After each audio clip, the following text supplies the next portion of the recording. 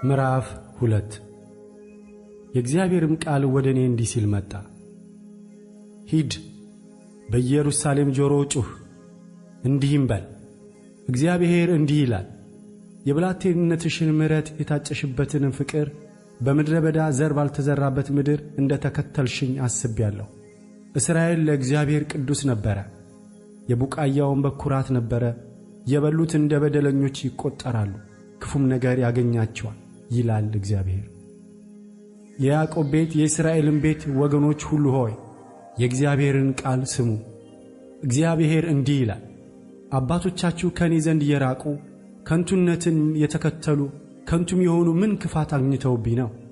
እነርሱም ከግብፅ ምድር ያወጣን በምድረ በዳም በባድማ ጉድጓድም ባለበት ምድር በውሃ ጥምና በሞት ጥላ ምድር ማንም በማያልፍበትና ማንም በማይቀመጥበት ምድር የመራን እግዚአብሔር ወዴት አለ አላሉ። ፍሬዋንና በረከቷንም ትበሉ ዘንድ ወደ ፍሬያማ ምድር አገባዋችሁ። ነገር ግን በገባችሁ ጊዜ ምድሬን አረከሳችሁ፣ ርስቴንም አጎሳቆላችሁ። ካህናቱም እግዚአብሔር ወዴት አለ አላሉም። ባለ ኦሪቶችም አላወቁኝም። ገዢዎችም አመጹብኝ። ነቢያትም በበዓል ትንቢት ተናገሩ፣ የማይረባንም ነገር ተከተሉ። ስለዚህ ከእናንተ ጋር እከራከራለሁ፣ ከልጆቻችሁም ልጆች ጋር እከራከራለሁ። ወደ ኪቲም ደሴቶች እለፉና ተመልከቱ፣ ወደ ቄዳርም ላኩና እጅግ መርምሩ። እንደዚህም ያለ ነገር ሆኖ እንደሆነ እዩ። በውኑ አማልክት ያልሆኑትን አማልክቱን የለወጣቸው አንድ ሕዝብ አለን? ነገር ግን ሕዝቤ ክብሩን ለማይረባ ነገር ለወጠ። ሰማያት ሆይ በዚህ ተደነቁ፣ እጅግም ደንግጡና ተንቀጥቀጡ ይላል እግዚአብሔር። ሕዝቤ ሁለቱን ክፉ ነገሮች አድርገዋልና እኔን የሕያውን ውሃ ምንጭ ትተውኛል። የተቀደዱትንም ጉድጓዶች ውሃውን ይይዙ ዘንድ የማይችሉትን ጉድጓዶች ለራሳቸው ቆፍረዋል። በውኑ እስራኤል ባሪያ ነውን? ወይስ የቤት ውላጅ ነውን? ስለምን ብዝበዛ ሆነ? የአንበሳ ደቦሎች በእርሱ ላይ አገሱ፣ ድምፃቸውንም ሰጡ። ምድሩንም ባድማ አደረጉ፣ ከተሞቹም ተቃጠሉ፣ የሚቀመጥባቸውም የለም። የሜምፎስና የጣፍናስ ልጆች አስነወሩሽ፣ አላገጡብሽም። ይህ ሁሉ የሆነብሽ እኔን ስለተውሽ አይደለምን?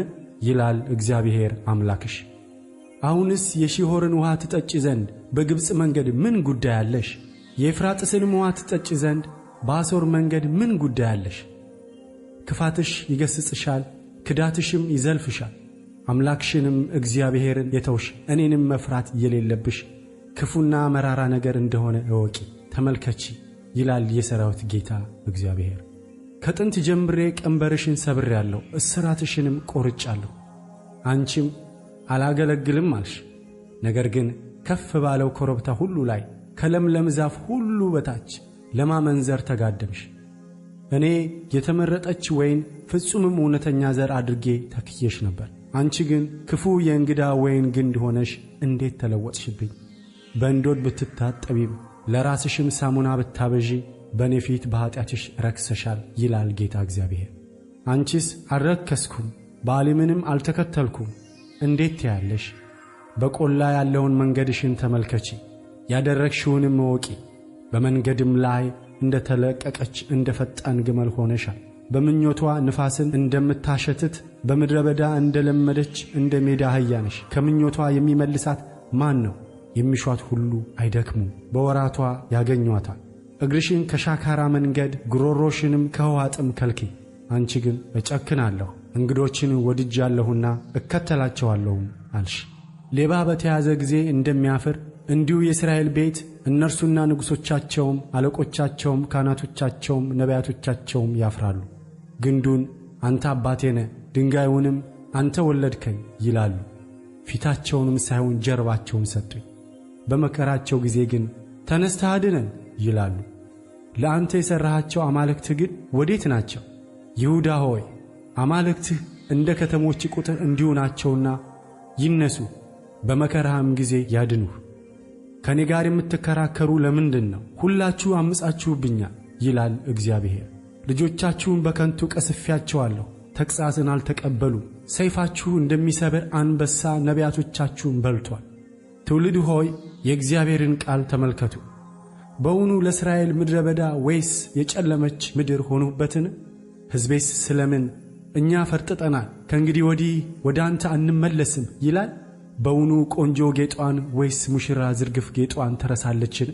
ሕዝቤ ግን የማይቆጠር ወራት ረስቶኛል። ፍቅርን ለመሻት መንገድሽን እንዴት ታቀኛለሽ? ስለዚህ ለክፉዎች ሴቶች እንኳ መንገድሽን አስተምረሻል፣ በእጆችሽም የንጹሐን ድሆች ደም ተገኝቷል። በእነዚህ ሁሉ ላይ በግልጥ አገኘሁት እንጂ በስውር ፈልጌ አላገኘሁትም።